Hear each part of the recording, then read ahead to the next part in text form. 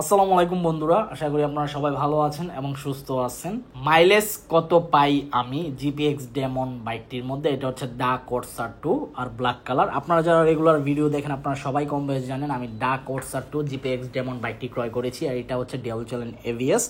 তো এই বাইকটির প্রথম দিকে আমি মাইলেজ কত পেতাম আর এখন বর্তমানে আমি কত মাইলেজ পাচ্ছি সব কিছু আজকের ভিডিওতে আলোচনা করব। ভিডিওটি প্রথম থেকে শেষ পর্যন্ত আপনারা ধৈর্য সহকারে দেখবেন, তাহলে বুঝতে পারবেন। তবে এখনও পর্যন্ত যারা আরমান সারোয়ার ইউটিউব চ্যানেলটি সাবস্ক্রাইব করেন নাই তারা অবশ্যই আরমান সারোয়ার ইউটিউব চ্যানেলটি সাবস্ক্রাইব করে ফেলবেন, যেন পরবর্তী আপডেট নোটিফিকেশন পেয়ে যান। বন্ধুরা, জিপিএক্স ডেমন ডা কোর্সার 2 বাইকটি রেগুলার যারা ইউজ করে তাদের থেকে সঠিক ইনফরমেশন নেওয়ার চেষ্টা করবেন। আমি রেগুলার জিপিএক্স ডেমন এখন ইউজ করতেছি, আগে এসএফ ইউজ করতাম, এখন জিপিএক্স ডেমন ডা কোর্সার 2 বাইকটি ইউজ করতেছি। এসএফ এর আগে আমি NS 160 বাইকটি ইউজ করেছিলাম।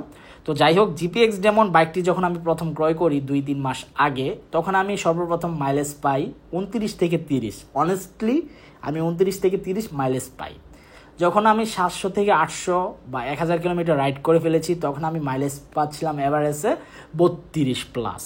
এখন অলরেডি আমার বাইকটি 1800 কিলোমিটার রাইড করা হয়ে গেছে। এই মুহূর্তে আমি জিপিএক্স ডেমন ডা কোর্সার 2 বাইকটির মধ্যে মাইলেজ পাচ্ছি আপনার 35 থেকে 36। আলহামদুলিল্লাহ, আমি মনে করি 3500 যদি আমি মাইলেজ পাই এনাফ।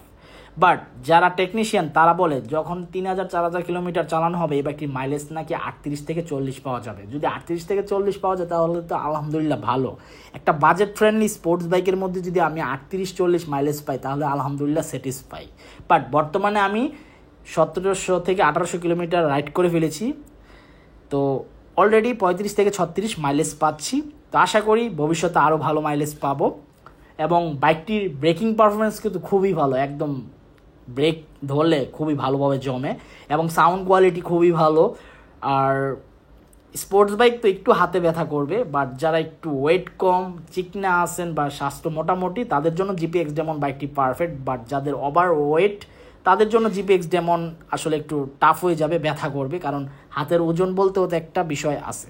তো এই ছিল জিপিএক্স ডেমন মাইলেজের সম্পর্কে আপডেট ইনফরমেশন। আই হোপ আজকের ভিডিওটি আপনাদের ভালো লাগছে এবং জিপিএক্স ডেমন বাইকটি সম্পর্কে পরবর্তী ভিডিওতে আরও কী জানতে চান অবশ্যই কমেন্ট বক্সে কমেন্ট করে জানাবেন এবং আল্লাহ হাফেজ।